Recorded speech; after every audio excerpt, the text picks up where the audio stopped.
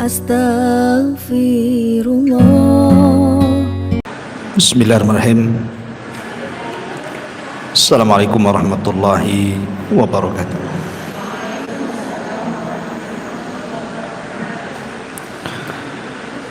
Alhamdulillah wassalatu wassalamu ala rasulillah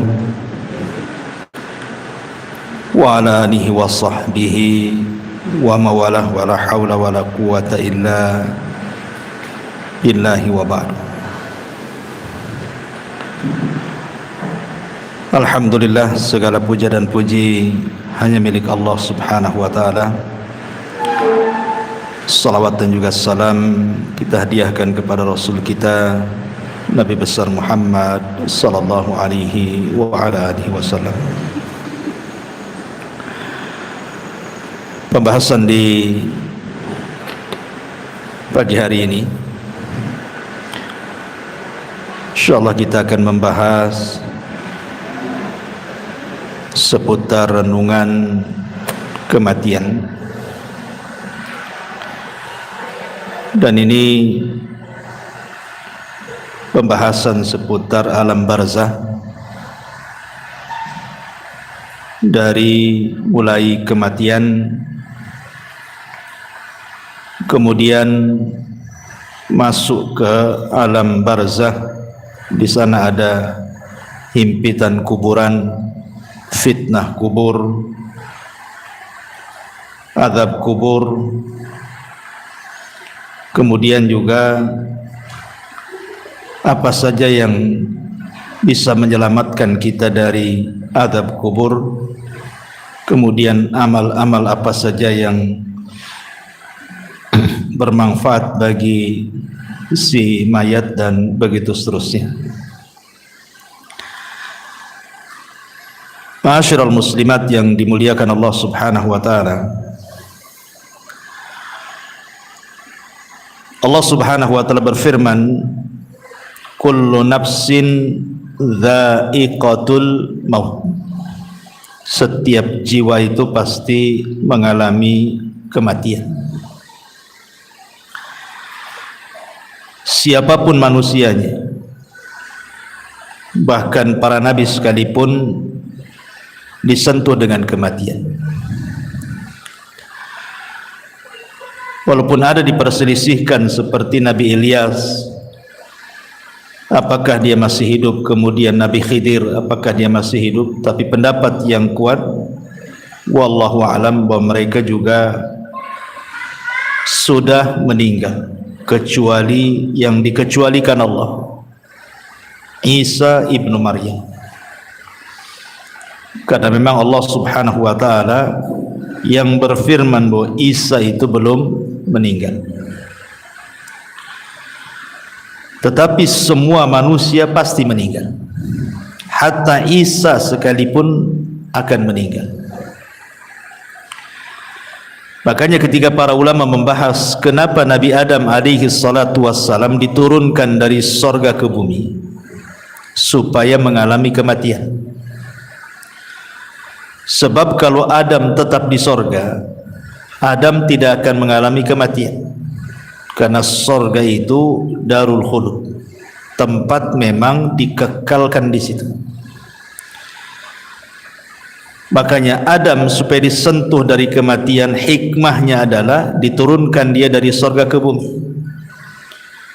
Makanya Adam pun disentuh dengan kematian, dan seluruh anak turunannya juga disentuh dengan kematian. Apalagi kematian itu kan sesuatu yang sudah ditakdirkan. Setiap manusia itu sudah ada takdirnya. Dan semakin jauh periode Adam sampai ke umat Rasul kita Muhammad sallallahu alaihi wasallam, maka usia manusia juga semakin pendek. Terlebih Nabi sallallahu alaihi wasallam membatasi dengan kalimat a'maru ummati bainas sittina wasab'in, bahwa usia umatku itu berkisar antara 60 sampai 70 tahun saja. Artinya sedikit sekali yang melewati 70 tahun.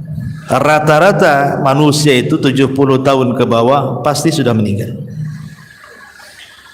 Makanya hati-hati nih kalau sudah 50, 60 ya, siap-siap aja ya. Karena Rasul membatasi masalahnya. Kalaupun lewat, maka patut disyukuri. Karena Nabi SAW mengatakan sebaik-baik manusia itu yang panjang umurnya dan baik amalannya. Maka kalau dilewatkan 70 tahun berarti harus dijaga amalannya. Bicara tentang kematian, kita tahu bahwa di antara arkanul kiamah, rukun-rukun kiamat itu atau rukun-rukun hari akhir itu, salah satunya adalah al-maut, kematian.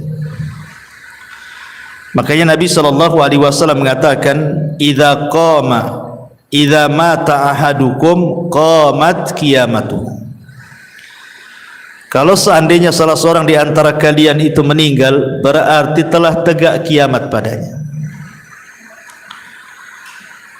Kiamat itu maksudnya kiamat besar itu pasti terjadi. Sebagaimana kematian juga pasti berlaku. Tetapi dari dua perkara ini yang jelas-jelas adalah kematian. Yang pasti itu pasti adalah kematian. Sebab kiamat besar itu belum pasti kapan terjadinya. Karena Nabi SAW sendiri ketika ditanya oleh malaikat Jibril kapan kiamat, Rasul tidak jawab kan. Rasul hanya mengatakan mal mas'ulu anha bi'a'lama minas sa'il. Orang yang ditanya tidak lebih paham daripada orang yang bertanya. Maknanya Rasul dan Jibril sama-sama tidak tahu kapan kiamat. Tapi kalau kematian itu sudah kepastian. Kenapa? Karena Rasul sudah membatasi umur antara 60 sampai 70 tahun, sedikit yang melewati itu, kata Nabi. Lah dari sini karena kematian jauh lebih pasti dibandingkan kiamat, maka sudah selayaknya manusia itu punya persiapan. Apa persiapannya? Tentu tidak lain dan bukan taqwallahi azza wa jalla, bertakwa kepada Allah subhanahu wa ta'ala. Ma'asyiral muslimat yang dimuliakan Allah subhanahu wa ta'ala, ada hadis yang panjang sekali. Hadis ini dari Bara bin Azib radhiyallahu anhu. Jadi suatu ketika Nabi SAW itu bersama para sahabat sedang hendak menguburkan salah satu jenazah. Tetapi ketika itu yang menggali lubang belum selesai menggali lahat, sehingga Rasul saat-saat menanti penggalian lahat itu, Rasul mengumpulkan para sahabatnya kemudian berceramah seputar dicabutnya ruh mukmin dan kafir. Lah Nabi SAW kemudian menjelaskan, adapun ruhnya seorang mukmin, kata Nabi SAW, maka akan dicabut dimulai dari jari jemari kaki dan juga tangan. Jadi ruh itu tercabut dari jari jemari dulu, kemudian naik ke atas sampai kemudian di tenggorokan. Lah apabila ruh itu sudah berkumpul di tenggorokan, maknanya ruh tidak mungkin dikembalikan. Kalau ruh sudah sampai di tenggorokan, ruh tidak mungkin dikembalikan lagi ke badan. Inilah isyarat firman Allah subhanahu wa ta'ala, hatta idza balagatit taraqi wa qila man ra. Hatta idza balagatit taraq, sampai ketika ruh itu di tenggorokan, maka Allah katakan apa? Wa qila man ra. Siapa yang bisa meruqyah dia? Maksudnya mengembalikan ruh ke dalam jasadnya gitu. Tidak ada. Dari sini Rasul mengatakan bahwa tobat seorang hamba tertutup dan tidak ada guna apabila ruh sudah sampai di tenggorokan. Kata Nabi SAW, innallaha yakbalu taubata abdin ma lam yugharghir. Allah itu masih menerima tobatnya seorang hamba sebelum ruh berada di tenggorokan. Kenapa demikian? Karena tadi ruh tidak bisa dikembalikan. Makanya ada dua waktu tobat itu diterima. Pertama, ruh belum mengumpul di tenggorokan. Yang kedua, matahari belum terbit dari arah barat. Kalau dua perkara belum terjadi, maka ada kesempatan tobat. Tapi kalau dua waktu sudah terjadi, maka tobat tertutup. Kemudian Nabi SAW mengatakan, apabila ruh dicabut itu tabi'ahul basar, jadi pandangan kita mengikuti.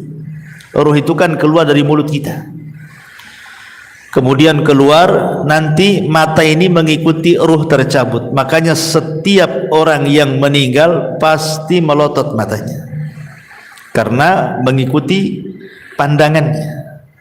Maka disunahkan ditutup supaya tidak menakutkan orang.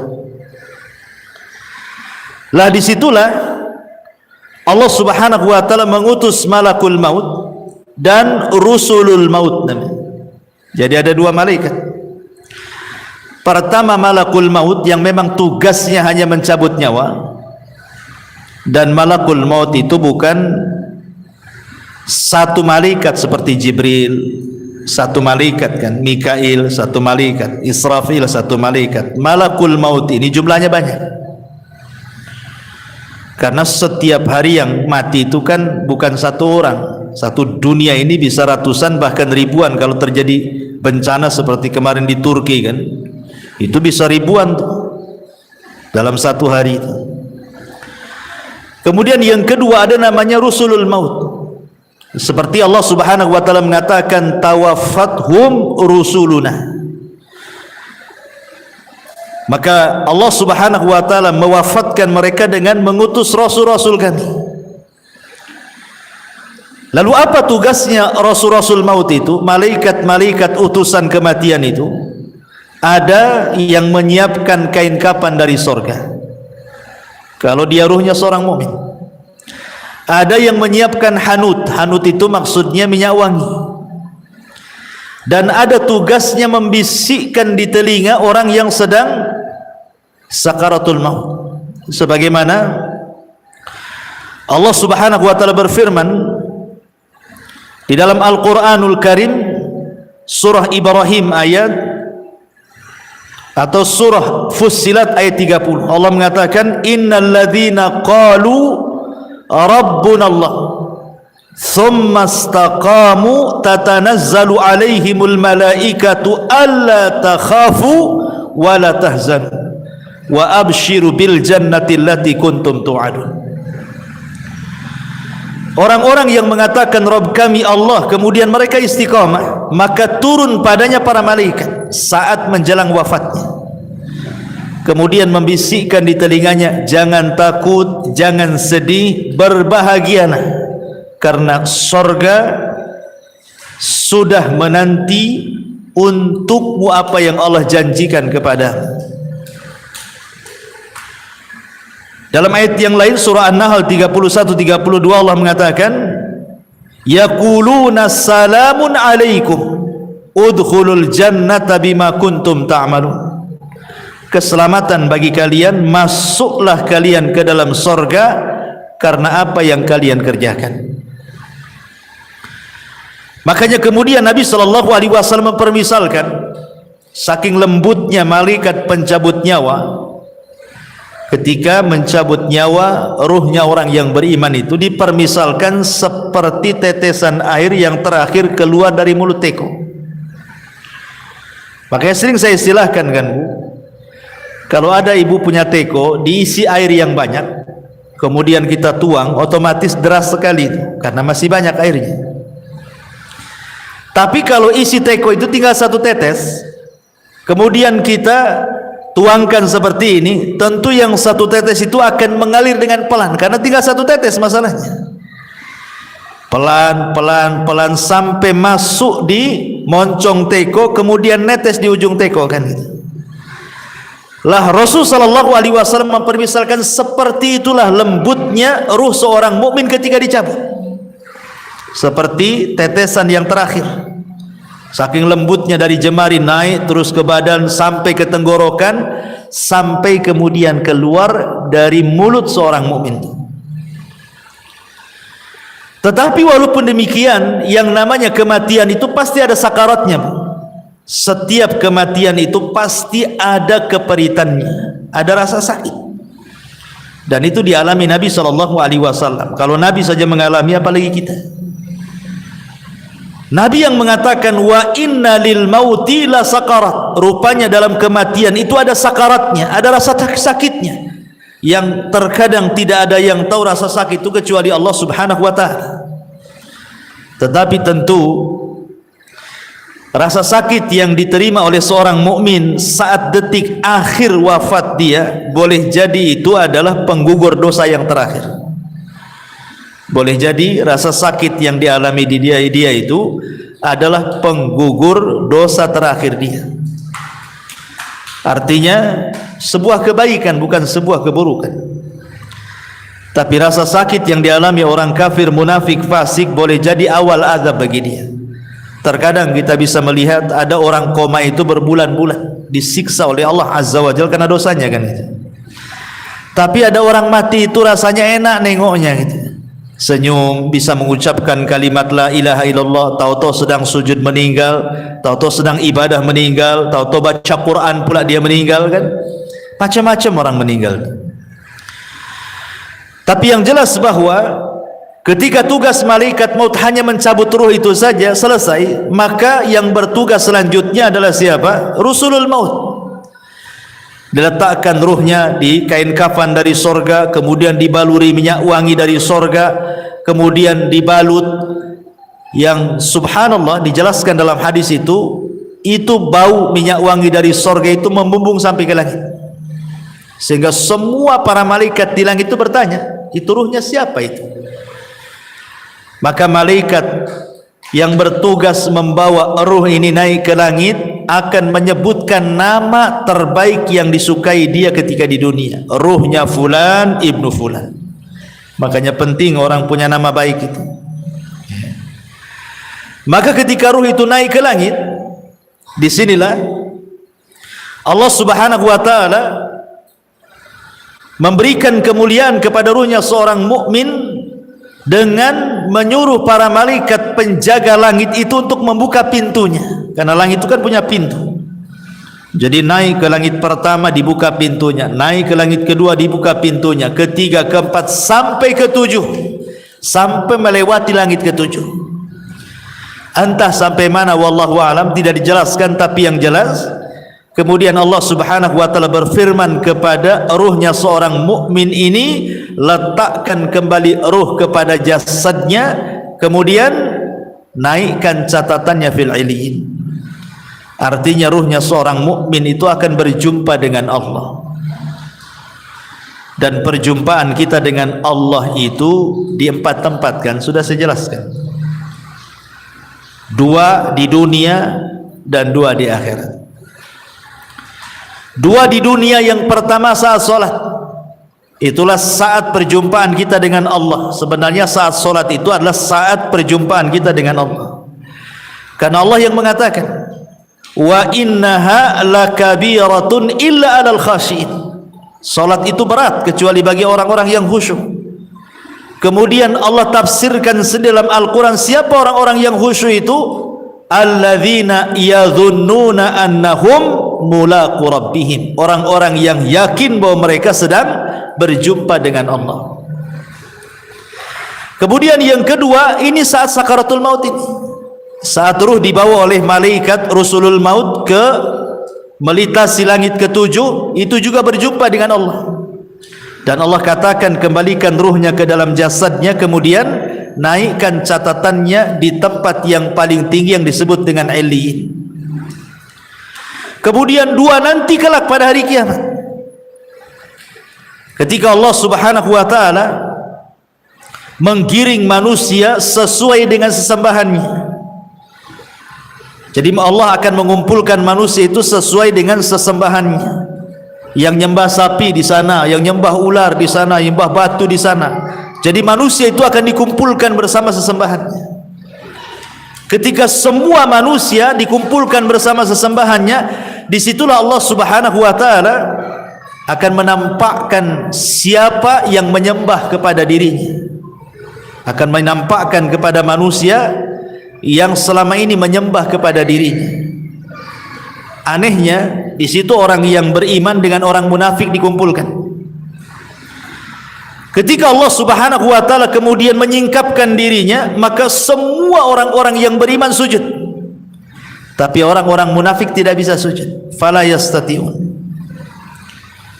Inilah perjumpaan orang-orang yang beriman kelak di padang mahsyar, dan yang terakhir tentu di sorga. Dan itu nikmat yang paling besar, ru'yatullahi azza wa jalla, memandang wajah Allah Subhanahu wa ta'ala. Jadi ketika ruh itu kemudian naik ke langit dan Allah Subhanahu wa ta'ala memerintahkan untuk dikembalikan ke dalam jasadnya, kapan itu peristiwa ini? Ketika manusia sibuk sedang fardu kifayah. Jadi ketika mayat meninggal, ruh diangkat itu kan orang-orang sibuk tuh, ada yang memandikan, ya kan?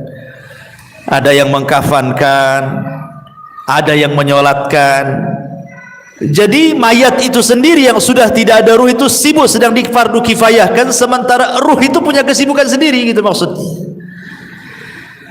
Baru setelah kemudian selesai menyolatkan, kemudian ruh ini dimasukkan ke dalam jasadnya dimasukkan ke dalam keranda, kemudian menuju kuburan, ya kan?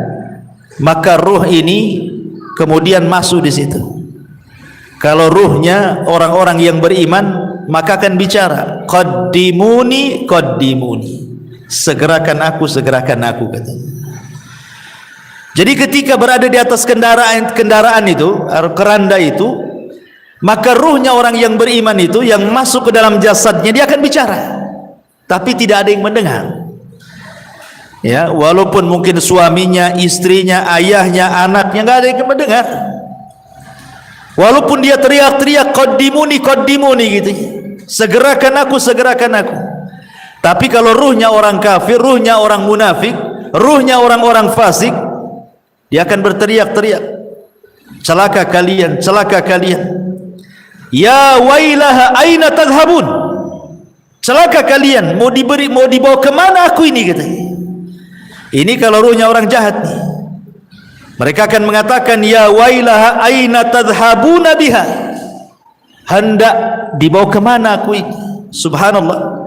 Kata Nabi SAW, yasma'u sautuha atau yasma'u sautaha kullu syai'in, segala sesuatu mendengar teriakannya, illal ins, kecuali manusia. Manusia tidak mendengar. Jadi ketika ruh sudah menyatu dengan jasadnya, kemudian dibawa ke arah kuburan dan hendak dikuburkan itu, dia berteriak-teriak. Binatang mendengarnya, semua makhluk mendengarnya, kecuali manusia dan jin tidak bisa mendengar. Tetapi kalau ruhnya orang baik, tadi saya katakan apa? Dia akan mengatakan qaddimuni qaddimuni, segerakan aku katanya. Subhanallah kan?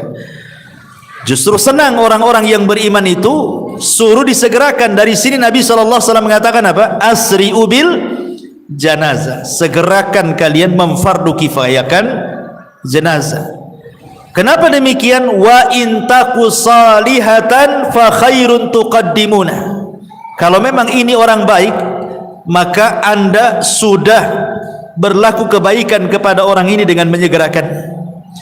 Wa in taku ghaira dzalik, tapi kalau tidak demikian, maksudnya dia orang jahat, fa syarrun tadhauna fi riqabikum, itu sama saja meletakkan keburukan di rumah kalian.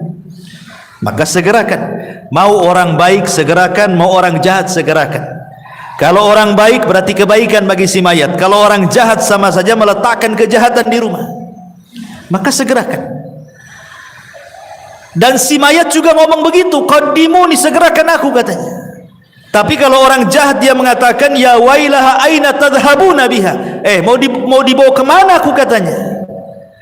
Akhirnya kemudian ketika betul-betul sudah dimasukkan ke liang lahat, si mayat ini sempat mendengar suara terompah. Orang-orang yang mengantarkannya itu masih mendengar dia. Sampai ketika sayup-sayup semakin jauh karena meninggalkan dia.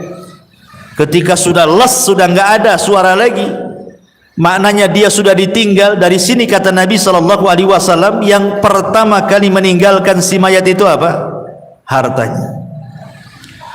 Yang pertama kali meninggalkan si mayat itu hartanya, baru setelah itu keluarganya. Makanya Nabi SAW mengatakan dalam sebuah hadis seperti itu. Jadi yang pertama berpisah dari si mayat itu hartanya dulu. Coba sekaya apapun orang mati itu, kalau dia sudah meninggal, tetap saja kain kafannya yang murah kan itu. Walaupun dia miliarder sekalipun, tetap saja kain kafannya yang murah, yang putih. Tidak ada juga orang kaya dikafani dengan kain kafan yang mahal kan. Dari sini hartanya terputus. Percuma punya uang tapi juga tidak bisa digunakan.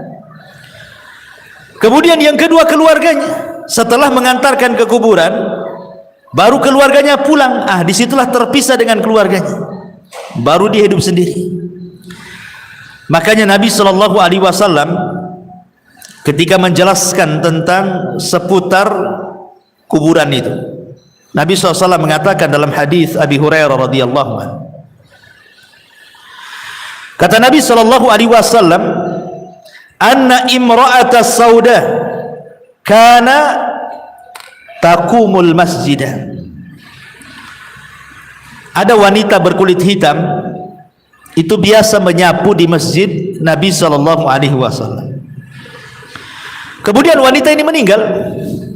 Nabi SAW tidak diberitahu. Kata Rasul, afala kuntum adzantumuni, kenapa kalian tidak menghabarkan kematian wanita itu, katanya. Maka Rasul mengatakan, duluni ala qabriha, kalau begitu tunjukkan di mana kuburannya.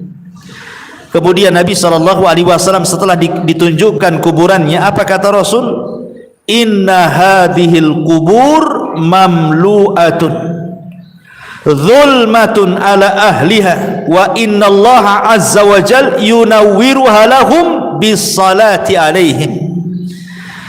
Kata Nabi SAW, sesungguhnya kuburan-kuburan ini dipenuhi dengan kegelapan-kegelapan bagi para penghuninya, dan sesungguhnya Allah Subhanahu wa taala menyinarinya bagi mereka dengan salatku terhadap mereka. Dari sini kita tahu bahwa orang masuk kuburan itu gelap, sangat gelap gitu ya, karena Rasul yang mengatakan bahwa kuburan-kuburan ini penuh dengan kegelapan. Bukan hanya penuh dengan kegelapan, Bu ya, tapi penuh dengan ketakutan. Dan itu disebutkan dari Hani radhiyallahu an, budaknya Utsman ibn Affan radhiyallahu an. Dia berkata, kana Utsman idza waqafa ala qabrin baka hatta yablu lihiyatahu. Kebiasaan Utsman, kata Hani ini, jika berhenti di sebuah kuburan, beliau menangis sampai tangisannya membasahi janggutnya.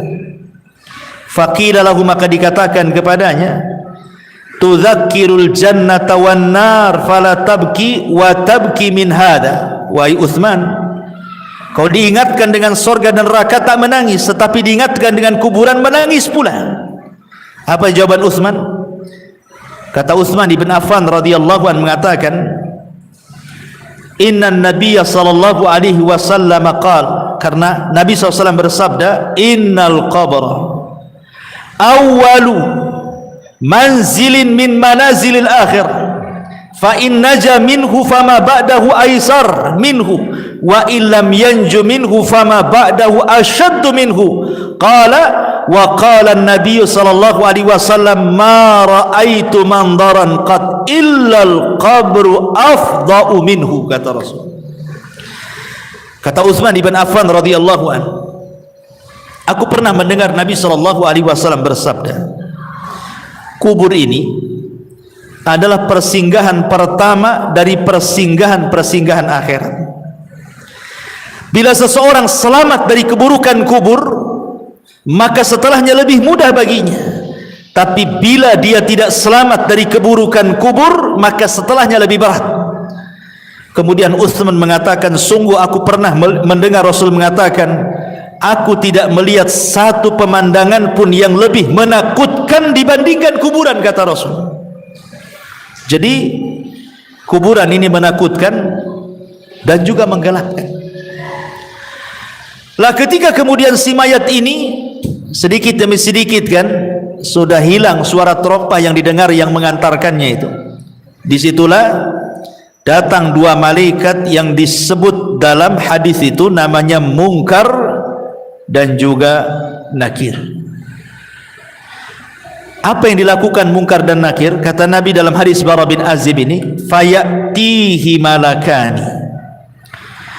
Kemudian dua malaikat datang kepadanya, fayajlisanihi, maka mendudukkan si mayat itu yang sudah ditiupkan roh itu tadi.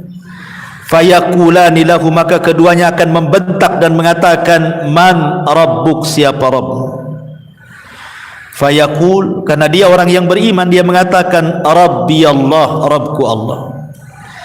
Fayaqulani lahu, maka keduanya akan mengatakan kembali, ma dinuk, apa agamamu? Fayaqul, maka dia akan mengatakan diniyal Islam, agamaku Islam.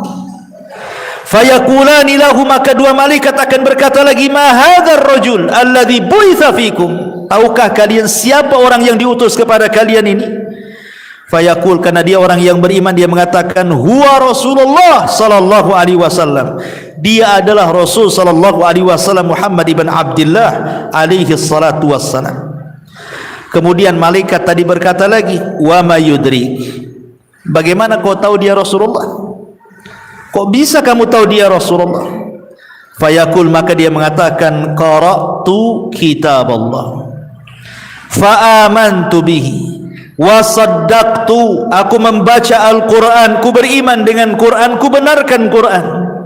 Fayunadi munadin fis sama, ketika dia bicara seperti itu, maka tiba-tiba ada penyeru dari langit, ang sadaqa abdi, hambaku telah benar, hambaku telah benar dengan jawabannya. Apa yang terjadi? Karena hambaku telah benar, maka fafrishuhu minal jannah wa albisuhu minal jannah waftahu lahu baban minal jannah, lapangkan kuburannya, hantarkan pakaian dari sorga, buka pintu-pintu sorga kepadanya. Kemudian dikatakan fayatihi min rauhiha wa tibiha, maka tiba-tiba ketika pintu sorga itu dibuka, semerbak harum dari sorga itu kemudian masuk ke dalam kuburannya, kuburannya menjadi harum ya. Kemudian ketika itu wa yufsahu lahu fi qabrihi madda basarihi, tiba-tiba kuburannya diluaskan sejauh mata memandang. Jadi kalau ibu naik di atas ketinggian kemudian melihat gitu ya, sampai di mana, itulah maksudnya sejauh mata memandang itu. Tapi dalam riwayat yang lain diluaskan itu 70 hasta kali 70 hasta, luasnya kuburan itu diluaskan. Tentu ini alam gaib ya bukan Bu, karena sehebat apapun alat dunia, anggaplah dipasang CCTV sekalipun, ya tetap saja segitu. Coba saja taruh CCTV, pantaulah itu di CCTV itu, apakah dia menyempit ataukah melebar, ya tetap saja segitu kan. Artinya bahwa alam kubur ini bagian daripada alam gaib. Kenapa kita tidak tahu dan kita tidak bisa memprediksi kan bahwa kuburan ini meluas atau menyempit? Karena antara alam dunia dan alam kubur itu ada namanya barzah, maka disebut alam barzah. Barzah itu tembok penghalang antara alam dunia dan alam kubur itu. Makanya Allah mengatakan dalam Al-Quran itu bahwa di situ terdapat barzakhun ila yaumil yub'atsu, ada barzah pemisah antara dunia dan alam kubur sampai hari dibangkitkan. Ma'asyiral muslimat yang dimuliakan Allah Subhanahu wa taala, apa yang terjadi setelahnya? Setelah kuburannya diluaskan sejauh mata memandang, subhanallah, wa ya'tihi rajulun hasanul wajhi, tiba-tiba datang seseorang indah pakaiannya, hasanul thiyab, indah wajahnya, hasanul wajhi, indah wajahnya, hasanul thiyab, indah pakaiannya, tayyibur rihi, sangat harum baunya. Fayaqul, dan dia mengatakan, abshir billadhi yasurruka hadha yaumuka alladhi kunta tu'ad. Kemudian orang ini mengatakan, berbahagialah, berbahagialah katanya, dengan apa yang menyenangkan dirimu, inilah hari yang engkau tunggu selama ini katanya. Kemudian dia mengatakan, si mayat ini, man anta, siapa kamu? Fawajhukal wajhu yaji'u bil khairi, aku lihat wajahmu mendatangkan kebaikan. Siapa kamu ini? Sudah berbuat baik menemani aku di kuburan ini gitu ya. Fayaqul, maka dia mengatakan, ana amalukas saleh, sayalah amal saleh, sayalah amal salehmu. Dalam riwayat, ketika dia mendapatkan kebaikan itu, maka orang ini mengatakan di hadapan si mayat yang beriman itu, nim naumatal arush, kalau begitu tidurlah engkau layaknya pengantin baru. Jadi disuruh tidur, sehingga ketika dia tidur dia mimpi dengan mimpi yang indah. Itulah disebut nikmat kubur ya.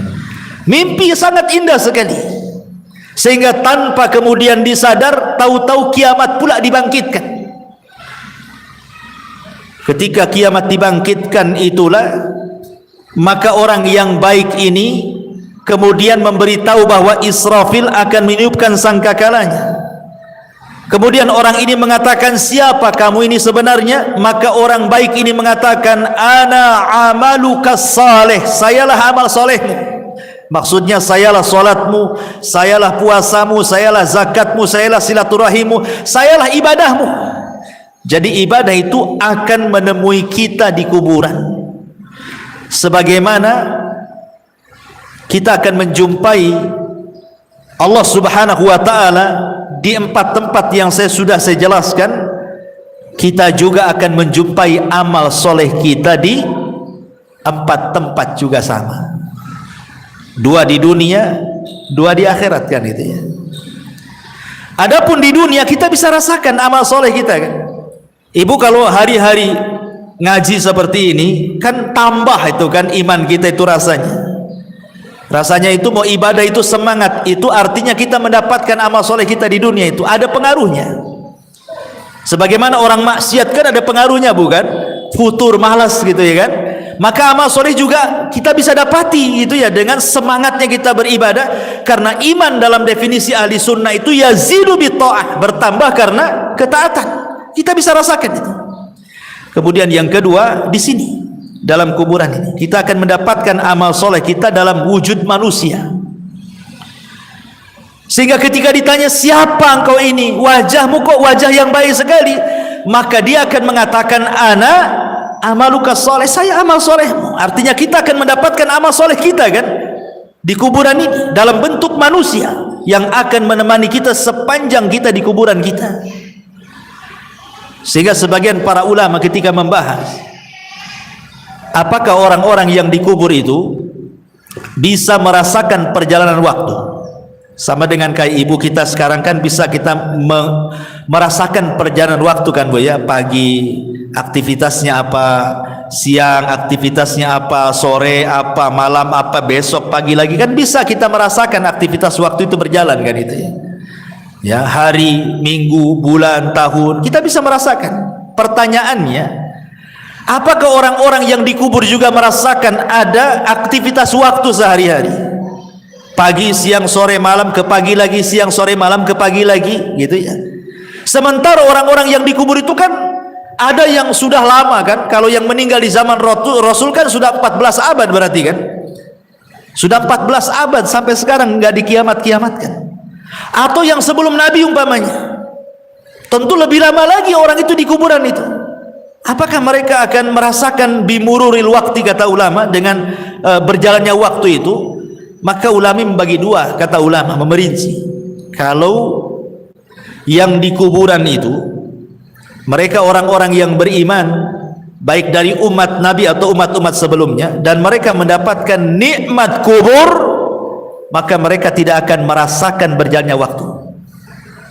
Mereka tidak akan merasakan, walaupun ratusan tahun, walaupun ribuan tahun sekalipun, mereka tidak akan merasakan berlewatnya waktu itu. Ya. Tetapi kalau mereka adalah orang-orang kafir, orang munafik, orang fasik, maka mereka akan merasakan itu, karena itu bagian daripada azab. Ya. Jadi sekali lagi, kalau orang-orang yang beriman yang mendapatkan nikmat kubur tidak akan terasa di kuburan itu, walaupun ratusan ribuan tahun. Mana dalilnya? Dalilnya adalah peristiwa Ashabul Kahfi yang ditidurkan, atau kisah Nabi Uzair yang ditidurkan 1 abad kan, kemudian dibangunkan, kemudian ditanya, kam labista, berapa lama kau tidur itu? Dia mengatakan apa? Labistu yauman au ba'dha yaum, perasaan aku baru tidur separuh atau 1 hari katanya. Padahal sudah 1 abad dia tidur kan. Berarti kan dia tidak merasakan tuh tidurnya, dia tidak merasakan kan, padahal dia sudah 1 abad, sudah 100 tahun tidur, dibilangnya baru setengah hari katanya. Begitulah orang yang di kuburan, kalau mendapatkan nikmat itu tidak terasa, seolah-olah waktu berjalan dengan cepat.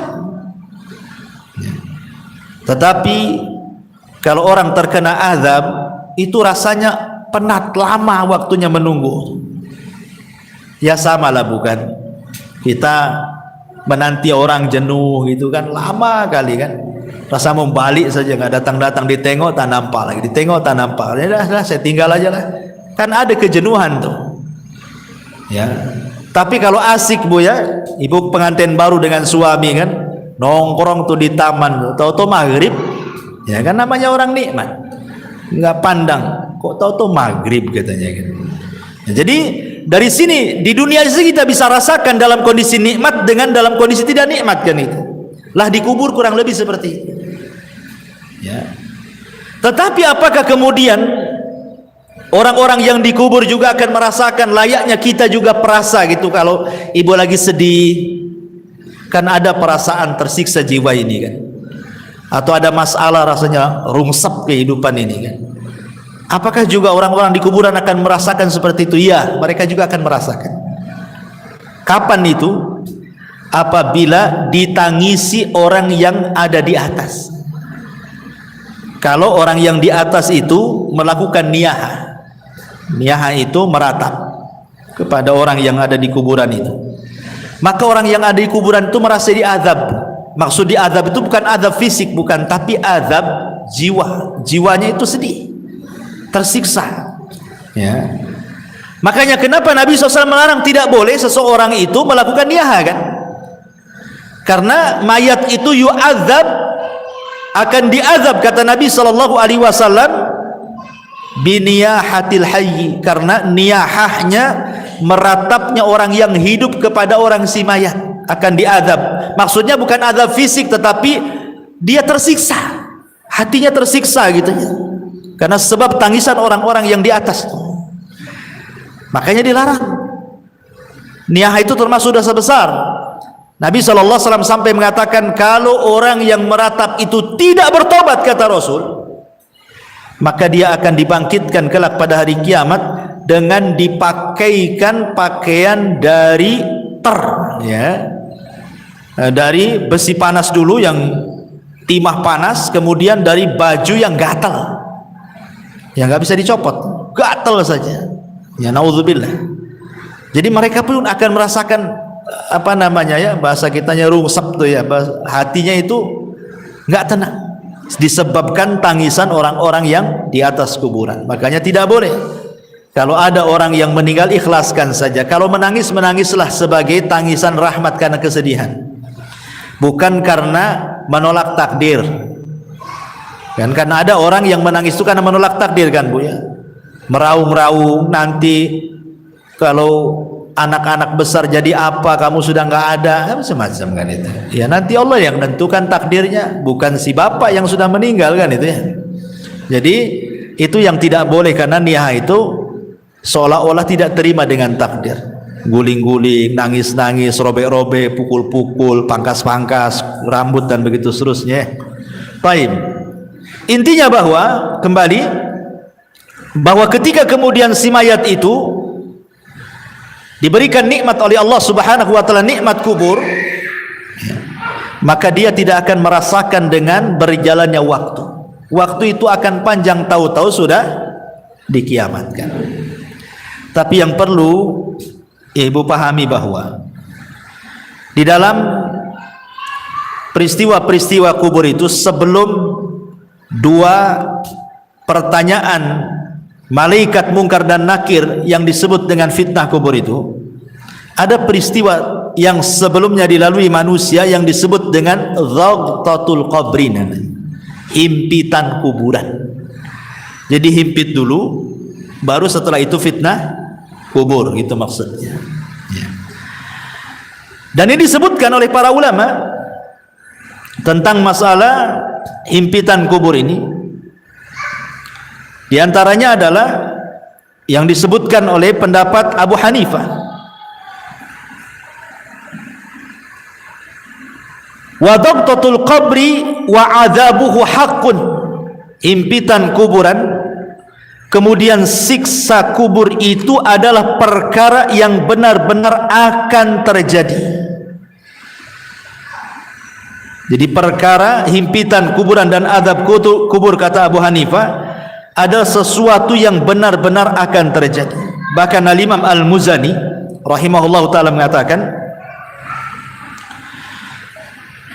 beliau mengatakan, summa hum ba'da dhaghtati fil quburi musa'alun, kemudian mereka setelah dihimpit dalam kuburan, baru kemudian mereka akan ditanya. Dari sini kita tahu bahwa sebelum proses pertanyaan dua malaikat mungkar dan nakir, ada peristiwa namanya dhaghtatul qabri, himpitan kuburan. Himpitan kuburan ini, Bu, itu sangat menyakitkan bagi si mayat, karena ketika ruh itu sudah menyatu dengan jasadnya, kemudian tanah itu menyempit sampai meretakkan semua tulang dan persendian. Itu kalau orang kafir, dan dia akan menjerit di mana jeritannya tidak ada yang mendengar, manusia dan jin, kecuali binatang-binatang mereka bisa mendengar. Jadi binatang-binatang itu diberikan kepekaan, mampu mendengar jeritan-jeritan orang-orang yang dihimpit kubur itu.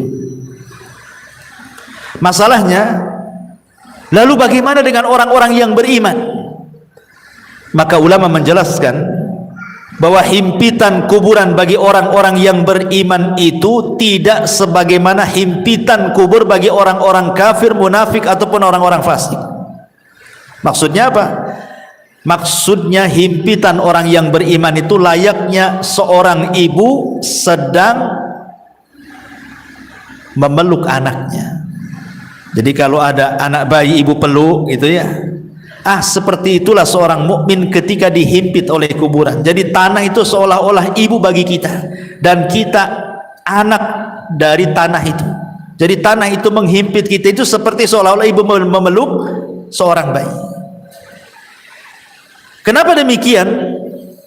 Sebab kalau seandainya himpitan itu meretakkan gitu ya, menyakitkan persendian, meretakkan tulang-tulang, tentu akan bercanggah dengan hadis-hadis. Seperti umpamanya Nabi SAW ketika didatangkan seorang bayi kemudian dikubur, kata Nabi SAW, kalau ada orang yang selamat dari himpitan kubur, tentu bayi ini kan selamat. Bayi ini salahnya apa? Kok dihimpit? Kan belum berbuat dosa kan?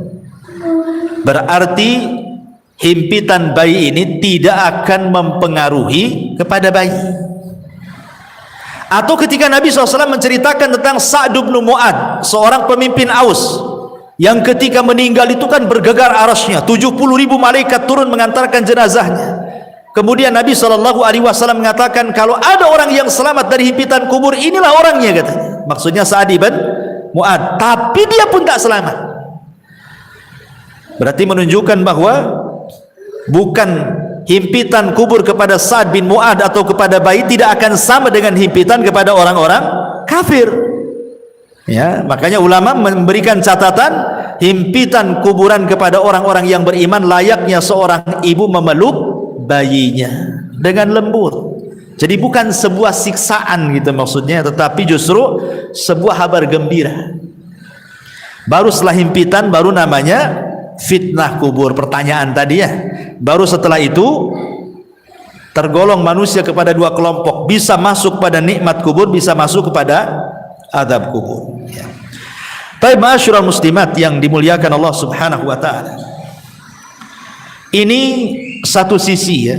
Maksudnya kalau ruhnya itu orang yang beriman. Sekarang kalau ruhnya orang kafir munafik, tentu sebaliknya.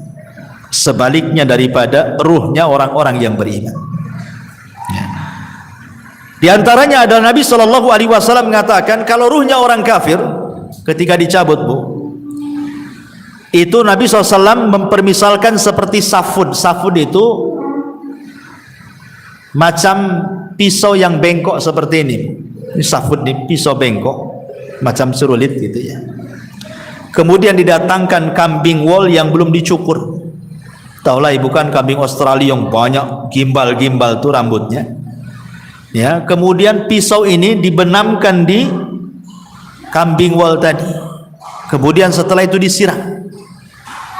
Secara otomatis maka bulu-bulu kambing yang disiram itu kan akan nempel di pisau, Bu. Setelah nempel di pisau, kemudian ibu cabut paksa pisau itu dengan sangat keras gitu ya. Apa yang terjadi? Pasti akan merontokkan bulu-bulunya. Kata Nabi SAW, seperti itulah ruhnya orang kafir, munafik, fasik dicabut oleh malaikat maut. Jadi akan merontokkan persendiannya.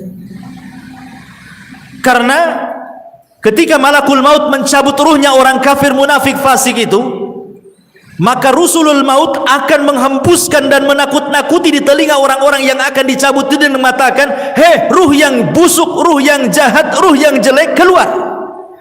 Di sana kemurkaan dan kemarahan Allah sudah menantimu katanya. Gimana dia mau keluar ditakut-takuti seperti itu? Tentu tidak akan keluar. Makanya dipaksa. Dia keluarnya itu dipaksa sehingga dia akan merontokkan semua persendiannya, dia akan merasakan sakit yang luar biasa ya. Kemudian setelah ruhnya diletakkan di kain kafan dari neraka, kemudian bau busuknya melambung ke langit, semua malaikat mencaci maki dia. Tidak ada satupun malaikat memujinya, Bu. Bahkan mencaci maki, ini ruhnya siapa busuk sekali. Bahkan malaikat-malaikat penjaga pintu langit pertama tidak akan membuka pintunya. Jangan langit kedua, langit ketiga, langit pertama saja nggak mau buka pintunya. Dan Allah hanya mengatakan dari atas sana dan mengatakan, jatuhkan ruhnya ke dalam jasadnya, letakkan catatannya di bumi yang paling dasar yang disebut dengan sijin. Coba bayangkan, ruh itu dilempar, Bu, sama malaikat, tidak dihantar. Sehingga ketika ruh itu menyatu dengan jasadnya itu ibarat ibu jatuh dari ketinggian tuh, gebuk gitu ya. Gimana rasanya? Seperti itulah rasanya. Sehingga rasanya tulang ini patah semua.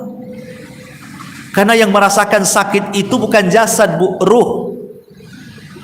Kalau ruh dicabut, Bu, walaupun ibu dicabik-cabik jasadnya, dipotong-potong, dimutilasi, dicongkel matanya, dipotong telinganya, dicabut jarinya, enggak akan merasakan sakit kalau ruhnya dicabut. Tapi kalau ruhnya dikembalikan, itulah sakit yang dialami itu, bagaikan dia jatuh dari ketinggian, itu yang dia rasakan ya.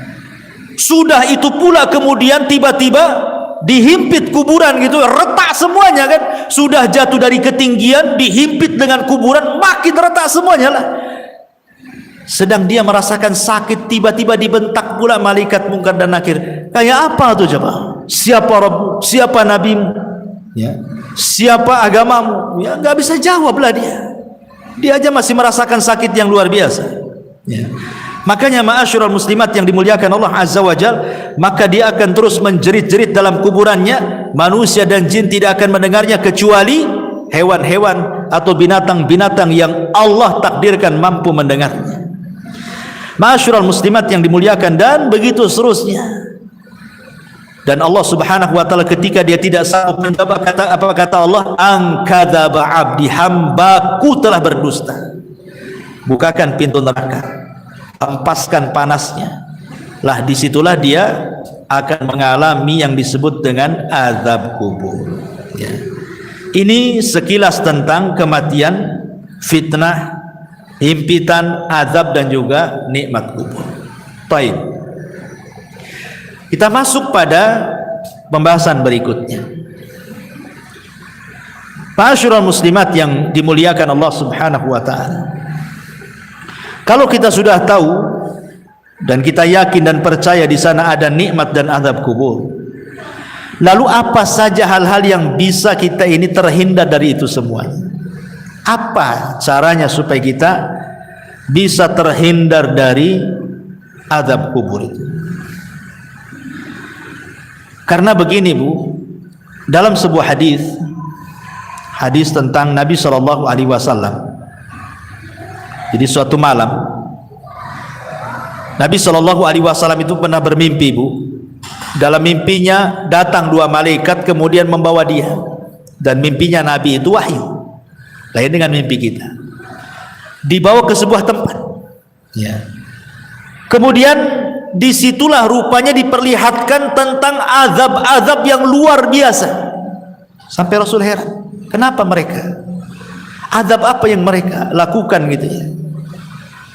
Apa di antara yang Rasul lihat? Dan ulama sepakat bahwa hadis ini bicara tentang azab kubur, bukan azab neraka. Di antaranya Nabi SAW melihat ada orang yang dipecahkan kepalanya dengan batu kan? Dipecahkan kepalanya dengan batu. Kemudian setelah dipecahkan nih, kemudian malaikat yang memecahkan kepala itu pergi hendak mencari batu lain. Kemudian datang lagi, kepalanya sudah utuh lagi, dipecahkan lagi. Kemudian sudah pecah, dia pergi lagi cari batu lagi yang baru, datang lagi, rupanya kembali lagi kepalanya. Asik gitu saja. Jadi Rasul mengatakan, mahadan, ini siksaannya apa nih orang ini, kok ngeri kali gitu ya. Rupanya kemudian malaikat mengatakan bahwa siksaan orang ini karena ketika datang waktu sholat sengaja dia tidur. Datang waktu sholat, harusnya kan dia sholat, sengaja pula dia tidur. Kemudian yang kedua, ada lagi orang itu digambarkan oleh Nabi SAW. Subhanallah, orang ini kakinya di atas digantung, kepalanya di bawah. Kemudian di sampingnya ada orang bawa pisau bengkok, kemudian dimasukkan di mulutnya, kemudian dirobek sampai tengkuknya. Kemudian setelah itu dimasukkan di lubang hidungnya, dirobek sampai tengkuknya. Setelah robek ini dari hidung ke tengkuk, dari mulut ke tengkuk, kemudian dia mau mengambil sebelah kirinya.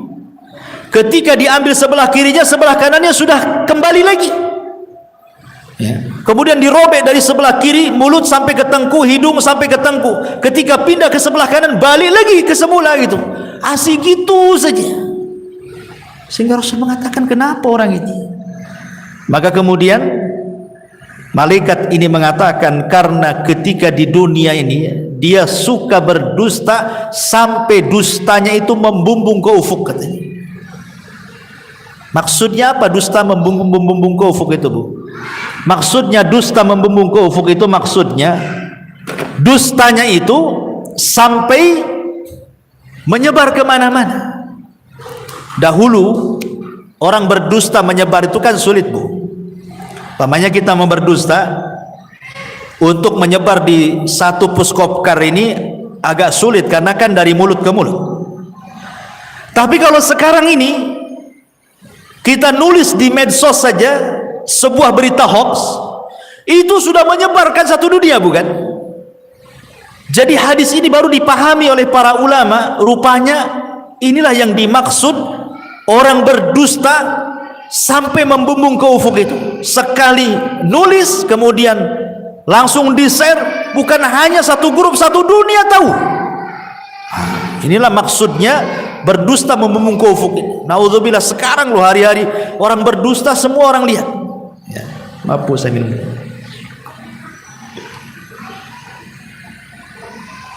Kemudian juga ada juga Nabi SAW melihatkan ada orang yang telanjang, tidak pakai baju dan tidak pakai celana, telanjang bulat, laki-laki dan perempuan rupanya berada di penggorengan kan, bejana, kemudian dibakar di bawahnya. Dia tidak bisa keluar dari bejana itu, kepanasan luar biasa. Ketika ditanya, rupanya mereka adalah para pezina. Kemudian Rasul melihat lagi ada danau semua darah, bukan air tapi darah. Jadi ada orang yang berenang di tengah tuh, berusaha ke pinggir tidak bisa, karena setiap ke pinggir ada malaikat yang menyuapkan dengan batu. Akhirnya ke tengah lagi, ke pinggir disuapin batu lagi, ke tengah lagi, tersiksa orang ini. Ketika ditanya, rupanya mereka adalah para pemakan riba. Ya. Kemudian juga ada separuh jasadnya bagus, separuhnya jelek. Jadi jasad kesininya cantik, kesininya busuk gitu ya. Ada dua wajah gitu ya, dua badan, satunya jelek, satunya bagus gitu ya. Ketika kemudian ditanya siapa mereka, mereka lah yang mencampur adukan antara amal saleh dengan perbuatan jahat, mencampur adukan yang hak dengan yang batil ya. Kemudian ada juga kaum itu kukunya banyak gitu, kukunya itu dari nuhas, disebutkan dari besi, kemudian dicakar-cakar oleh sendiri itu sampai terkelupas daging dari tulangnya itu dicakar sendiri. Rupanya ketika ditanya siapa mereka, kok bisa mencakar-cakar badannya sendiri sampai terkelupas daging dari tulangnya, kemudian malaikat, merekalah orang-orang yang suka membicarakan aib orang lain ya, merekalah orang-orang yang suka membicarakan aib orang lain. Dan banyak lagi, Rasul menjumpai aneh-aneh siksaan orang-orang itu, dan ulama mengatakan ini bukan siksaan neraka, ini siksa kubur. Apa penyebabnya coba? Penyebabnya banyak. Tadi sudah disebutkan di sini. Di antaranya orang yang tidur saat waktu sholat. Kemudian orang yang berdusta sampai membumbung ke langit. Kemudian orang yang makan riba. Kemudian orang yang berzina. Kemudian orang yang membicarakan aib orang lain alias ghibah. Ya. Itu semua adalah bagian daripada penyebab-penyebab azab kubur. Termasuk juga Rasul pernah lewat di sebuah kuburan. Rasul mendengar orang-orang itu diazabkan. Kemudian Rasul mengambil pelepah kurma, dibelah jadi dua, kemudian diletakkan di satu kuburannya, yang satunya satu kuburan. Kata Rasul, mudah-mudahan sebelum kering pelepah ini bisa meringankan azabnya kan. Kemudian sahabat bertanya, kenapa orang itu wahai Rasul? Kata Rasul, yang satu karena suka ngadu domba kan, itu namimah, sana sini ngompori orang. Yang satunya pula kalau dia cebok tidak bersih, dia tidak pernah menghindar dari membersihkan najis saat buang hajat kecil ataupun hajat besar. Ini naudzubillah ma'asyiral muslimat yang dimuliakan Allah Subhanahu wa taala. Ini adalah di antara penyebab-penyebab orang mendapatkan azab kubur. Baik, kalau ini penyebab-penyebabnya, lalu siapa orang-orang yang akan terhindar dari azab kubur itu? Pertama, orang yang terhindar dari azab kubur adalah orang-orang yang mati syahid. Dan itu berdasarkan hadis, ma balul mu'minin yuftanuna fi kuburihim illa syahid. Ya Rasulullah, mengapa kaum mukminin diuji dalam kuburan kecuali yang mati syahid? Maka Rasul mengatakan, kafa bi barikatis suyuf ala ra'si fitnah. Cukuplah kilatan-kilatan pedang di atas kepala mereka saat perang itu menjadi fitnah bagi mereka. Maka mereka tidak akan terkena fitnah kubur. Mereka tidak akan terkena fitnah kubur. Secara otomatis tidak akan dapat azab kubur. Kalau fitnah saya saja tidak dapat, tidak ditanya, berarti langsung mendapatkan nikmat kubur orang ini. Ya. Kemudian juga setiap orang yang meninggal sedang bertugas jaga di jalan Allah, mungkin di perbatasan negara Islam dengan negara kafir gitu, atau saat berperang dia menjaga tentara gitu. Kemudian juga meninggal di hari Jumat kalau dia orang soleh, Kalau dia orang baik, orang soleh, orang taat, Allah berikan kematiannya di hari Jumat. Kemudian juga orang yang soleh, yang baik, kemudian Allah berikan kematiannya dengan cara sakit perut, ya, dengan cara sakit perut, ataupun dengan cara tenggelam, ataupun dengan cara terkena runtuhan ketika gempa gitu ya, terkena runtuhan, ya. Dan dia orang baik, orang soleh dan soleha, maka Allah sengaja memberikan kematian terbaik bagi dia. Nah, itu juga diantara hal-hal yang bisa menghindarkan seseorang dari fitnah kubur dan juga azab kubur. Taib ma'asyiral muslimat yang dimuliakan Allah Azza wa Jalla, sekarang apa peran orang yang hidup, kita ini loh Bu, yang hidup, supaya adalah amalan-amalan itu yang bermanfaat untuk meringankan orang yang ada di kuburan itu. Apa yang harus kita lakukan? Ma'asyiral muslimat yang dimuliakan Allah Subhanahu wa taala, sebelum saya menjelaskan hal ini, saya akan jelaskan amalan-amalan yang bermanfaat dulu bagi si mayat itu. Kata Nabi sallallahu alaihi wasallam, al-kayyisu man dana nafsa wa amila lima ba'dal maut. Orang yang cerdas itu Bu, adalah orang yang introspeksi, senantiasa introspeksi diri dan mempersiapkan sebuah amalan untuk kematiannya. Itu orang cerdas, kata Nabi. Amalan ini kan banyak Bu, ya kan? Macam-macam amalan di dunia ini. Tetapi orang yang cerdas itu pasti dia akan memilih mana-mana amalan yang bermanfaat untuk kematiannya, mana-mana amalan yang sedikit manfaat untuk setelah kematiannya. Lah di antara amalan-amalan yang sangat bermanfaat untuk setelah kematiannya disebutkan dalam beberapa riwayat. Pertama, ketika Nabi sallallahu alaihi wasallam bersabda dari hadis Muslim, "Idza mata ibnu Adam inqata'a amaluhu illa min thalathin. Shadaqatin jariyah aw ilmin yuntafa'u bihi aw waladin salihin yad'u lahu."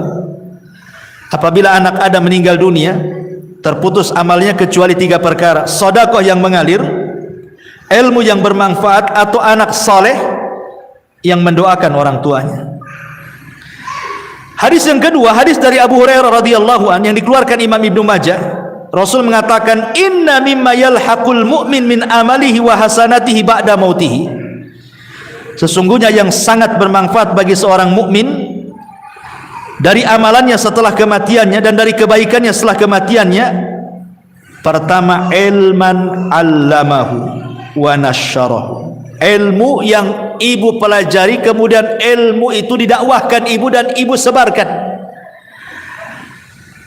Sekarang kan mudah menyebarkan ilmu kan, di tangan ibu kan ada handphone nih, pamannya sekarang ngaji, ibu rangkum, kemudian ibu tulis, kemudian ibu share di grup-grup, kan sama dengan menyebarkan ilmu. Daripada ilmu selfie nggak jelas kan, bagus kita nyebarkan ilmu gitu ya, jelas manfaatnya setelah kematian. Wa waladan salihan tarakahu, atau anak saleh yang ibu didik. Ibu didik sehingga anak ini menjadi anak yang saleh.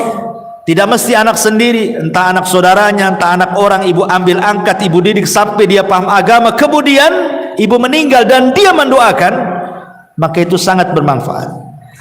Wa mushafan warathahu, atau ibu mau wakaf mushaf, beli mushaf di pasar 1-2 mushaf, cari masjid yang nggak ada mushafnya, taruh di situ supaya orang baca, ya. Atau mungkin ada saudara-saudara kita yang belum punya mushaf, ya, ibu bisa datang ke orang-orang yang nggak punya mushaf, ibu belikan mushaf, ibu kasih dia supaya baca. Itu sangat bermanfaat. Au masjidan bana, atau masjid yang sedang dibangun, ibu ikut nyumbang supaya cepat terbangun masjidnya. Au baitan libnis sabil bana, atau ibu sengaja buat kos-kosan 5 pintu, yang 2 dikontrakkan, yang 3 sengaja bagi orang-orang yang tamu-tamu yang dari jauh yang cari pekerjaan gitu ya. Nah, kasihlah kontrak tanpa bayar, sebulan gratis, 2 bulan gratis, 3 bulan gratis, sampai dia punya pekerjaan umpamanya kan. Alhamdulillah, ya.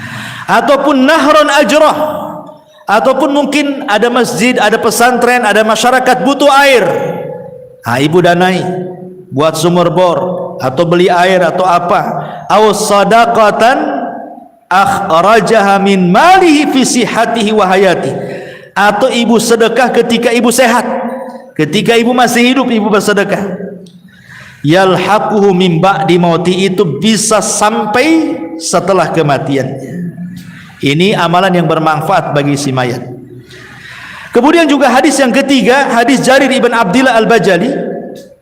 Rasul mengatakan, man sanna sunnatan hasanatan, barang siapa yang berikan contoh terbaik kemudian diikuti orang, kemudian diikuti lagi orang lain, akhirnya banyak mengikuti, maka dia akan mendapatkan pahala, dan pahala orang mengikutinya sampai pun dia sudah meninggal akan mengalir terus gitu.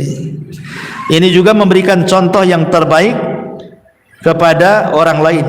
Termasuk juga adalah hadis juga, amalan yang paling baik selain daripada itu adalah doa, haji, umroh, dan begitu seterusnya ya. Ini diantara amalan-amalan ya. Lalu kita yang hidup, umpamanya ayah kita meninggal, ibu kita meninggal, suami atau istri atau siapalah dari orang yang kita cintai meninggal, bagaimana cara membahagiakan mereka? Para ulama mengatakan yang paling mudah membahagiakan orang yang ada di kubur itu doa. Itu yang paling mudah. Kalau ibu ingin membahagiakan orang tua yang sudah meninggal, ibu yang sudah meninggal, bapak yang sudah meninggal, kita ingin membahagiakan mereka, maka ibu terus berdoa sejak dia meninggal sampai hari ini, walaupun mungkin berpuluh-puluh tahun. Berdoalah dengan 3 kata. Apa itu? Allahumma gfir lahu, ya Allah ampuni dosanya. Maka dia sangat bahagia bu kalau ibu ngomong begitu. Yang kedua, Allahumma arhamhu, ya Allah kasihi dia, rahmati dia. Itu sangat bahagia kalau dia mendengarnya. Yang ketiga, Allahumma tsabithu, ya Allah tetapkan dia. Yusabbitullahu alladhina amanu bil qauli tsabit, ya Allah mantapkan jawabannya supaya jangan salah ya. Karena orang itu kan akan terus diazab oleh Allah Subhanahu wa taala kan. Kalau dia dapat azab kubur, naudzubillah. Kalau dia dapat nikmat kubur, alhamdulillah. Lah orang-orang yang diazab itu mereka juga menunggu-nunggu kita gitu ya, doa-doa kita itu. Karena itu bisa meringankan azab mereka. Dengan kita berdoa kepada Allah, ya Allah ampuni dosa dia, rahmati dosa dia, mantapkan dia ya Allah, berikan dia kemudahan di situ. Itu sangat bahagia si mayat itu. Bahagia sekali. Termasuk juga yang kedua setelah doa, sedekah. Sedekah itu membahagiakan orang mati. Ibu ada uang, nampak ada masjid, saya sedekah untuk orang mati. Nampak ada orang fakir miskin, anak yatim, sedekah untuk orang mati.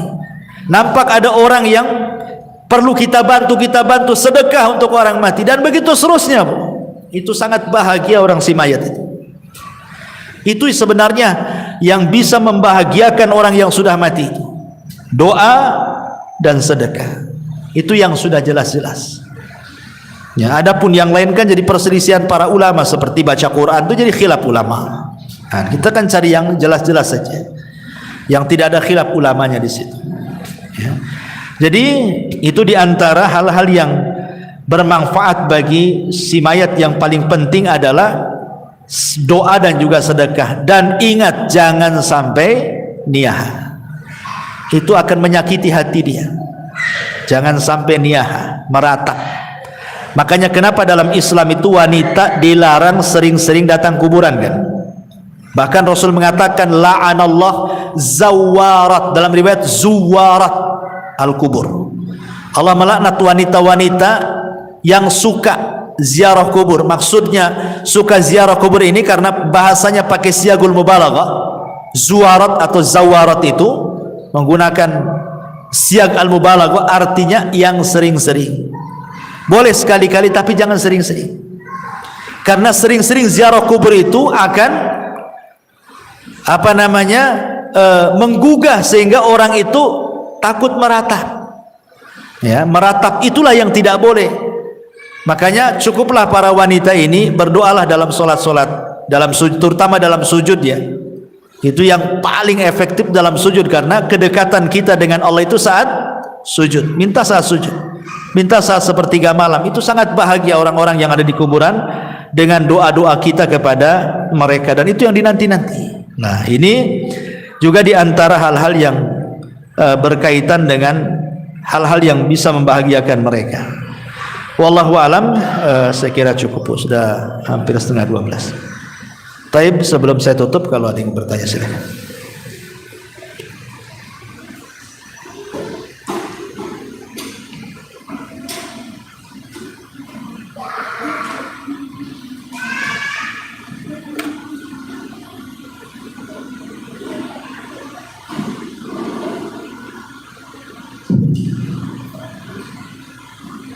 Assalamualaikum warahmatullahi wabarakatuh. Waalaikumsalam warahmatullahi wabarakatuh.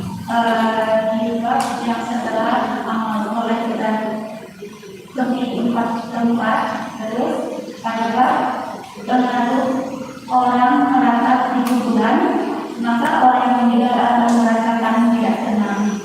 Yang anda tanyakan Ustaz, apakah pengaruh orang yang merasa tersebut tidak merasa tenangnya itu bagi orang yang soleh kah, atau bagi orang yang diazab? Maksud anak, apakah orang yang soleh merasakan juga ketika ada keluarganya yang anak-anaknya beliau tersebut? Iya. Ya, apakah termasuk juga orang yang beriman ataukah di luar orang beriman gitu ya? Kalau kita melihat hadis-hadis tentang masalah larangan niyahah, Bu, itu umum. Ya, sangat umum. Seperti Nabi SAW mengatakan, isnatani fin nasi huma bihi kufrun, at-ta'nu fin nasabi wan niyahatu 'alal mayyit. Dua perkara kalau terjatuh maka jatuhlah dalam kekufuran. Salah satunya adalah mencela nasab dan meratap orang mati. Kemudian di dalam hadis Nabi SAW mengatakan bahwa sebab di antara azab kubur itu, maksudnya si mayat itu merasa tersiksa dengan azab itu adalah biniyahatil hayy, karena ratapan orang yang hidup. Jadi di sini tidak dicerita orang yang ada di kubur, tapi cerita orang yang meratap. Berarti siapapun orang yang dikubur, apakah dia orang soleh, apakah dia orang baik, kalau diratapi gitu ya, maka dia akan tersiksa hatinya. Ingat, tersiksa hatinya, bukan tersiksa badannya ya. Diazab di sini bukan azab fisik, bukan. Tapi merasa sedih dia di dalam kuburannya. Kenapa kok saya walaupun sudah mendapatkan nikmat kubur, kok diratapi? Saya sudah senang di sini. Sehingga dia akan merasa sedih juga gitu, si mayat yang ada di dalam kuburan itu. Makanya dilarang. Kenapa kemudian Nabi menganggap niyahah itu sebagai dosa besar? Karena menyiksa hatinya orang yang sudah meninggal, walaupun dia orang baik. Ya, walaupun dia orang baik, ibunya soleh, bapaknya ibunya soleha, bapaknya soleh, kemudian meninggal. Anaknya pula toleh gitu ya, nggak jelas gitu, akhirnya meratap, maka akan tersiksa itu ibu bapaknya. Maksudnya tersiksa batinnya, sekali lagi ya, bukan jiwanya, bukan badannya disiksa, nah maksudnya batinnya tersiksa. Ya, jadi tidak ada ketenangan jadinya. Dia sudah tenang masih juga diganggu. Itu maksudnya. Wallahu a'lam. Wa ya. Cara membahagiakan orang yang meninggal tadi ada dua sebab, banyak berdoa dan banyak sedekah. Yang anda tanyakan Ustaz, ketika Allah memilih dia sebagai orang yang soleh, Ustaz, tentu saja seperti yang Ustaz sampaikan tadi, dia ibarat orang yang tertidur dan tidak merasakan apapun kecuali kenikmatan. Yang anda tanyakan dengan kaitan bagi terakhir ini Ustaz, apa saja bagi orang yang sudah mendapat kenikmatan, yang dia sudah tertidur dan yang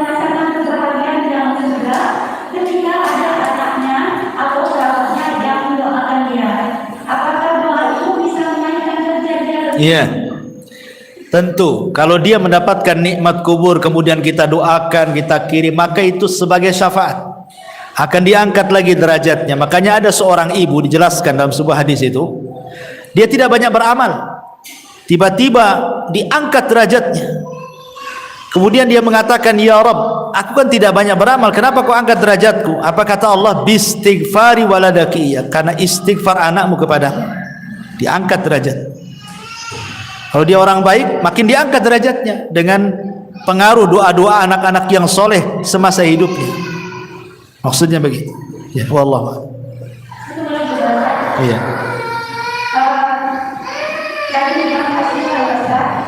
Ketika orang-orang yang meninggal tersebut, Allah sudah menentukan ketika dia beramal soleh, itu kan sudah diutus dua malaikat dan dua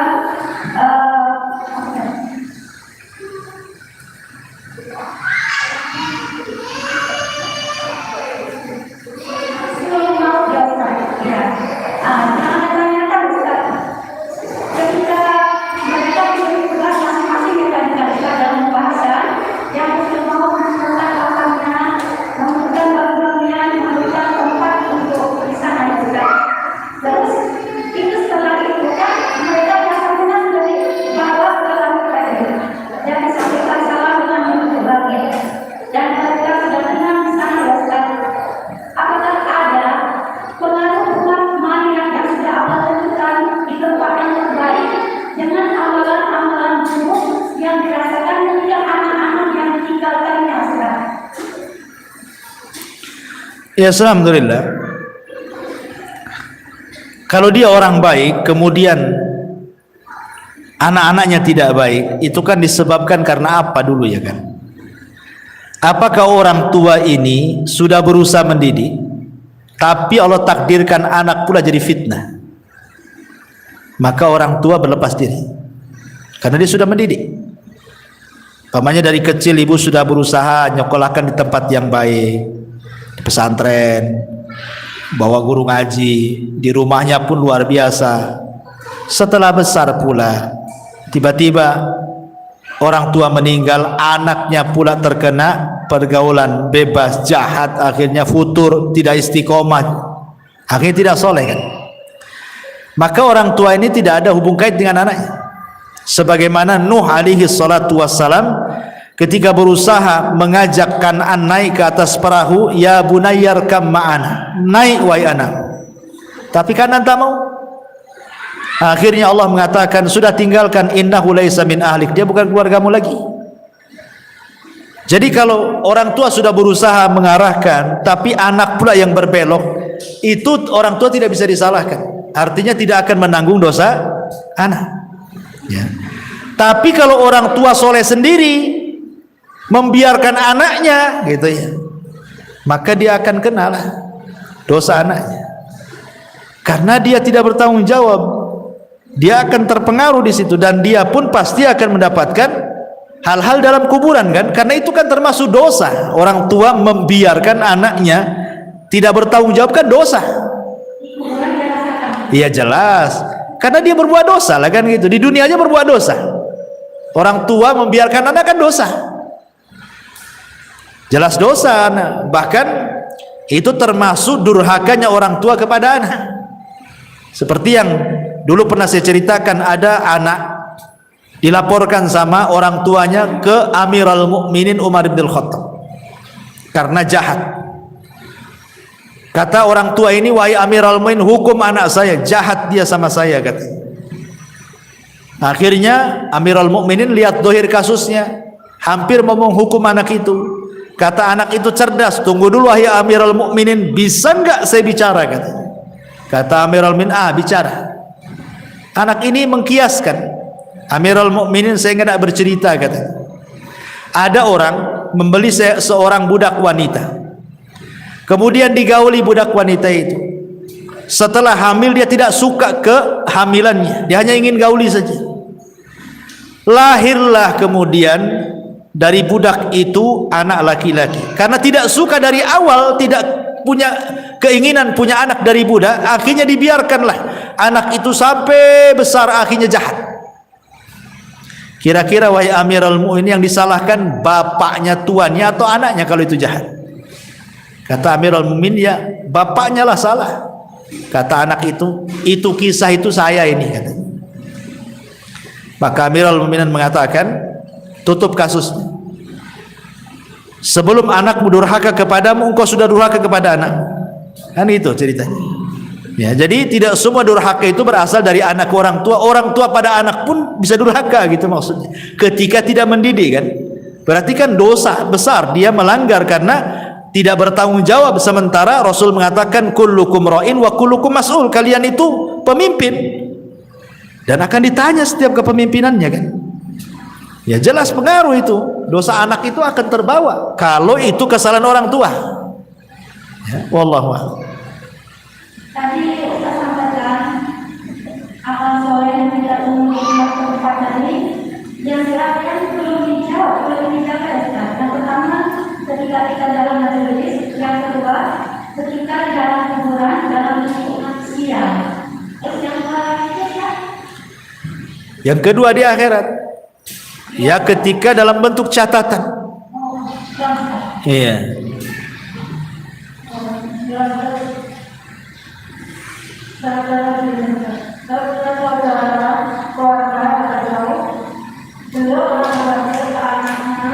Jangan sampai karena orang tua yang tua, kemudian karena anaknya begitu ingin menjaga tersebut, kita nggak tahu apakah boleh atau tidak, karena orang tuanya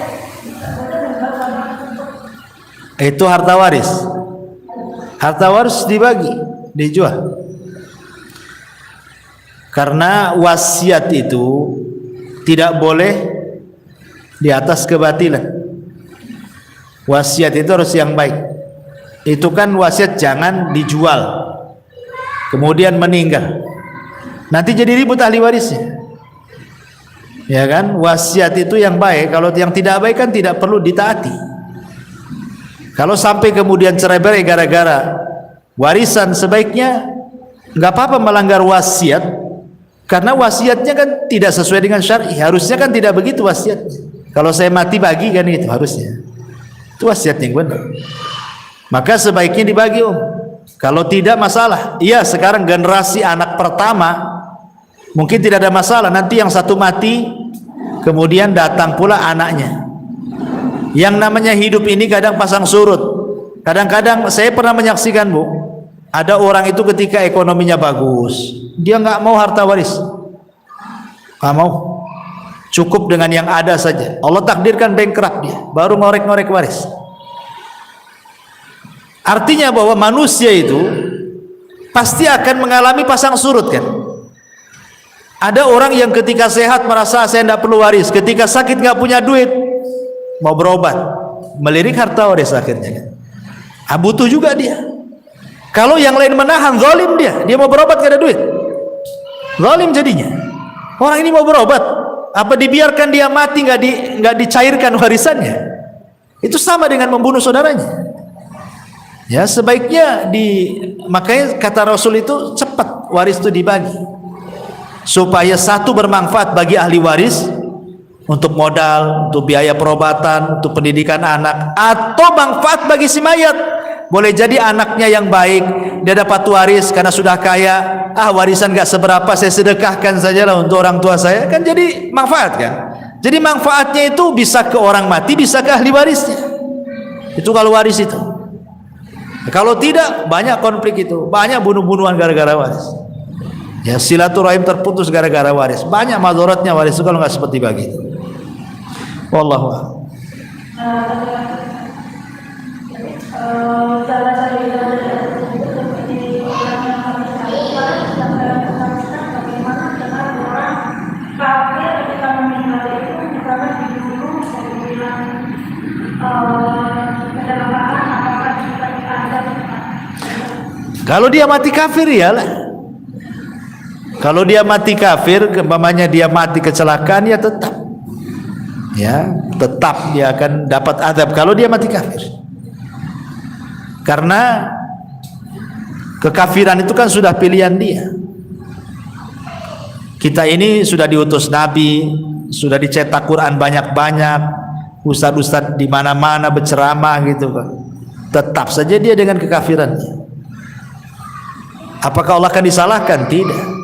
Wa ma kunna mu'adzibina hatta nab'atha rasulah. Tidaklah kami mengadab sebuah kaum sampai kami utus rasul. Dan rasul sudah diutus. Kenapa tidak mencari kebenaran? Enggak ada lagi hujah. Ya, dengan diutusnya rasul, dengan diturunkan Quran itu sebagai hujah, tidak ada alasan lagi kita di hadapan Allah. Ya, wallahu a'lam. Ustaz, sama yang kata waris tadi ya Ustaz. Ya. Seandainya seorang suami sudah menikah ya Ustaz, kalau dia tidak punya anak, yang ditinggalkan itu berupa uang atau rumah yang ditempatinya, itu atau rumah itu juga langsung harus dibagi Ustaz. Itu kalau rumahnya pemilik suami itu. Terus bagaimana kalau rumah itu memang mahar pernikahan dia tersebut? Apakah juga harus dibagi Ustaz? Yang jelas bahwa apapun bentuk waris itu cepat dibagi. Karena kesalahan di masyarakat itu, contoh nih, bapaknya meninggal, ibunya masih hidup. Kadang-kadang nggak mau dibagi, ibu masih ada kan. Padahal itu bukan bagian ibu semua. Anak laki-laki dapat, anak perempuan dapat, harus dibagi sebenarnya. Tinggal nanti ibu ikut siapa kan itu. Anaknya yang harus memikirkan kondisi ibunya. Dan itu bentuk birrul walidain, kesempatan sama ibunya masih ada. Tapi kan harus dibagi, tidak bisa. Ya, alasan orang tuanya masih ada, ibunya biarin saja gitu. Dikhawatirkan tadi salah satu anaknya lebih dulu meninggal dibandingkan ibunya. Ibunya masih hidup, anaknya pula meninggal.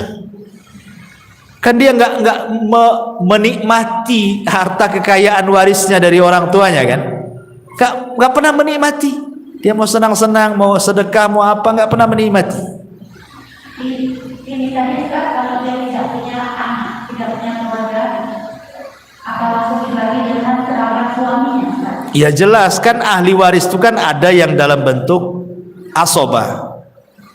Asobah itu ada dua, asobah lidzati, asobah li ghairi. Artinya anak-anaknya dulu, atau anak laki-laki baru anak perempuan. Kalau tidak ada anak-anaknya kan dia punya saudara, saudaranya dapat dia. Nah, lihat kan sistem waris itu kan ke atas, ke bawah, ke atas, ke samping namanya kan. Ke bawah anak-anaknya dulu, baru ke atas ibu, nenek, buyut, ya kan, baru ke samping saudara. Nah gitu. Berarti mau nggak mau dia kan harus keluar dari rumah itu ya Ustaz? Ya dibagi, harus dibagi. Secara warisnya dibagi dulu. Wallah. Bismillahirrahmanirrahim Ustaz. Waalaikumsalam. Mau bertanya tentang tata cara pengumpulan semalam Ustaz. Sebelum semuanya yang meninggal, semalam ini berpesan agar dikumpulkan sesuai dengan Nabi. Iya. Dan yang juga di wasiat ini seperti istrinya gitu. Karena istrinya tidak memiliki kekuatan, jadi sama pihak keluarga itu dikumpulkan tidak sesuai sunnah. Itu apakah yang menjadi wasiat tadi mendapatkan dosa? Ya, alhamdulillah. Ya sebenarnya kalau ada wasiat itu kuat. Orang yang dapat wasiat memandikan itu dia sangat kuat posisinya. Pamannya nih, ibu punya suami, kemudian sebelum meninggal tolong bilang sama Ustaz Abu Meroh, beliau yang mandikan. Berarti saya ini lebih kuat dibandingkan keluarga, karena saya pihak orang yang diwasiati, lebih kuat posisinya.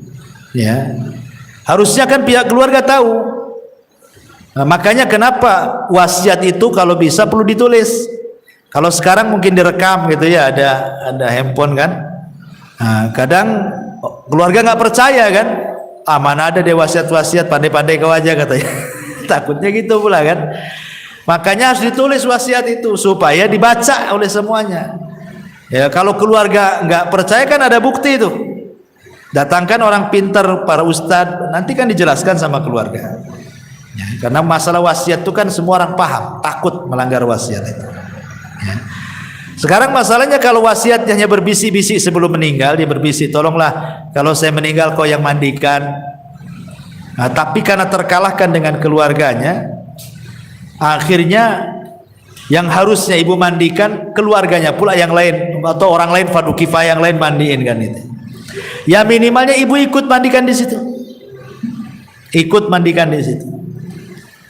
Nah, sebagai bentuk pengamalan wasiat tadi. Karena sebenarnya kalau itu suami istri yang berhak memandikan ya pasangan masing-masing. Nah, jadi kalau meninggal istrinya suaminya mandikan atau sebaliknya, karena hanya dua orang inilah yang berhak melihat aurat dari ujung kaki sampai ujung kaki. Yang lain tidak boleh. Ya. Yang boleh memandang aurat semuanya itu hanya suami ke istri atau istri ke suami. Kalau yang lain memandikan itu agak ribet karena harus ditutup auratnya kan. Walaupun anak-anaknya, tetap kalau dia sudah balik ditutup kan gitu. Tapi kalau suami istri bisa terbuka semuanya. Jadi yang lain hanya pamannya naruh saja gitu ya. Ya istrinya kan bisa. Ya namanya kan telanjang kan lebih luas mandikannya. Yang penting sudah diletakkan di tempat kerandanya kan, bisa sendiri asal sudah ditaruh, karena dia leluasa namanya. Lain dengan kalau yang orang lain kan harus ditutup auratnya dulu, minta diguling sana sini, gak repot. Sementara kalau suami ke istri atau istri kepada suami lebih leluasa dia memandikannya itu. Harusnya kan seperti itu harusnya, tapi kan ternyata tidak seharusnya. Ya rupanya dimandikan orang lain kan. Pertanyaannya tadi, apakah yang diberi wasiat berdosa gitu kan pertanyaannya. Kalau yang memberi wasiat kan sudah meninggal, cemana dia berdosa? Otomatis kan apakah yang diwasiati kalau tidak melaksanakan berdosa? Ya jelaslah kalau dia tidak melaksanakan dan dia tidak ada uzur. Lain kalau uzur memang sakit, dia tidak bisa memandikan atau jauh, tolonglah pamannya orang Amerika, tolong Ustaz Abu Mereng mandikan. Saya ke Amerikanya kapan kan itu? Ada uzur kan? Atau sakit atau apa lain? Lo nggak ada uzur gimana kan? Ya harus dimandikan dia. Kalau nggak ada uzur. Dan dia berhak namanya istrinya kepada suami itu, suaminya kan lebih berhak sebenarnya. Maksudnya lebih punya power gitu kan? Ini suami saya. Gitu. Saya berhak memandikan. Kalaupun yang lain ikut ya silakan dari keluarganya kan. Tetapi tetap yang diberikan wasiat harus ikut mandikan di situ. Wallahu a'lam. Tapi apabila ada seseorang mu'alaf meninggal kemudian dimakamkan dengan cara kafir, bagaimana hukumnya? Ya ini berdosa ini. Satu kampung berdosa. Karena kan fardu kifayah. Kalau seandainya nih orang Zatu Puskopkar nih, ada orang muslim meninggal, anggap mu'alaf, kemudian dibiarkan dikembalikan ke keluarganya yang kafir, berdosa semua. Kenapa? Karena fardu kifayah itu kalau ada yang melaksanakan sebagian gugur bagi yang lain. Tapi kalau seandainya tidak ada yang melaksanakan, berdosa semua. Ya. Kecuali kalau memang dari pihak keluarga maksa kan, ini anak saya, kalian yang nggak usah ikut-ikut kan. Sementara kita tidak punya pemerintah yang kuat menekan bahwa seorang muslim tidak boleh lagi dimandikan oleh keluarganya yang kafir kan, yaitu kan darurat namanya. Ya, tapi kalau kita biarkan jelas-jelas dia seorang muslim tidak dimandikan, berdosa semua lah. Karena fardu kifayah itu yang kalau sudah dilaksanakan sebagian berarti gugur bagi yang lain. Kalau tidak dilaksanakan berdosa semuanya. Alhamdulillah. Ya, wallahu a'lam. Ya saya kira cukup. Hampir jam 12. Subhanallah bihamdika asyhadu an la ilaha illa anta astaghfiruka wa atubu ilaik.